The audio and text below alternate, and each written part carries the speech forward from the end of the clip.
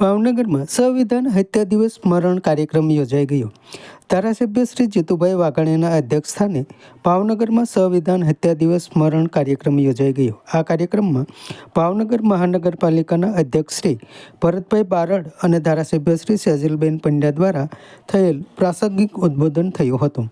અહીંયા પદાધિકારીઓ અને અધિકારીઓની ઉપસ્થિતિ રહી હતી।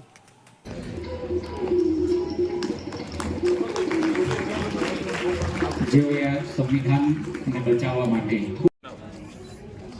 अपने सब ताळीओना गुंजारोथी। एक आजाद देश में ऐसा कोई कैसे कर सकता है? This is dictatorship. अगर मैं तब होती तो इस पर ब्लॉग लिखती। कैसे लिखती तू? तानाशाही ने लोगों के सारे राइट्स का गला घोट दिया था। गळे टूपो देवानो कलंकित कालखंड कटोकटी लागू करीने तेमणे कर्यो। आजे संविधान हत्या दिवस ने 50 वर्ष पूर्ण थया छे। विश्व नेता ने यशस्वी वडाप्रधान श्री नरेंद्रभाई मोदीना नेतृत्वमां विश्वमां विकसित लोकशाही राष्ट्र तरीके प्रस्तावित थयेला भारतनी आजनी ने आवतीकालनी पेढ़ी आ संविधान हत्या दिवसथी परिचित थाय। भविष्य में आवी कोई कलंकित घटना देशना लोकतंत्र इतिहास में न बने ते माटेनी लोक चेतना जागे तेवा हेतुथी आदरणीय वडाप्रधानश्रीनी प्रेरणाथी आ संविधान हत्या दिवस आपणे मनावी रह्या छीए। ए संशयने विचार होय एम करे।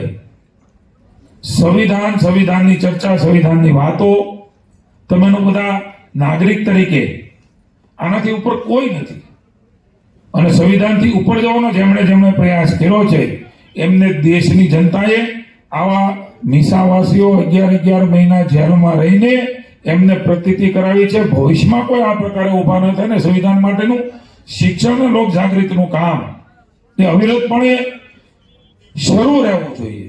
મિત્રો, નવી પેઢી, વર્તમાન પેઢી, હું તેમ કહું ભવિષ્યમાં આવનાર પેઢી તે આપણા રૂવાડા બેઠા થઈ જાય।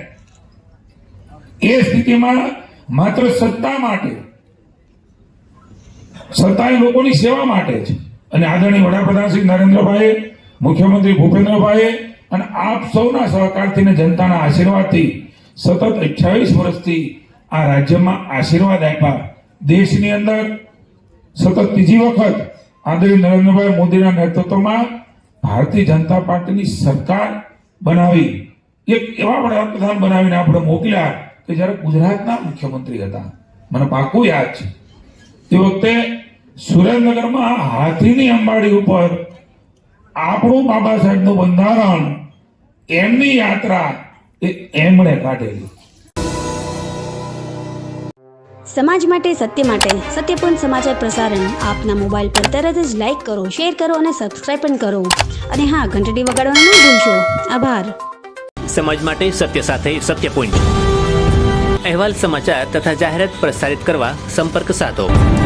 सत्यपुंज समाचार प्रसारण, लब्धी कॉम्प्लेक्स, तालुका पंचायत सामे, सीहोर।